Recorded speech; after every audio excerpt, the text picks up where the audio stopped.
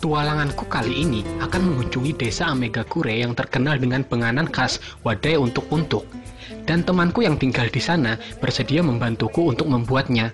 Saking lamanya kami tak bertemu, kurang lebih 500 tahun lamanya, temanku ternyata telah memiliki seekor anak yang ada tapi pintar. Proses pembuatan wadai untuk sangatlah mudah. Semua bahan seperti tepung, telur, dan ditambahkan air keran tunggal dikitan, kemudian diaduk dan dikacak-kacak sampai mendapatkan tekstur yang lembut. Pada tahap ini, adonan akan dibentuk menjadi bulat, dan supaya lebih padat, adonan dihamputakan ke tawing.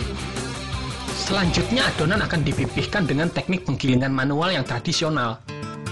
Kemudian di tahap terakhir, adonan yang telah digiling digoreng di minyak yang panas pada suhu 1000 derajat Celcius.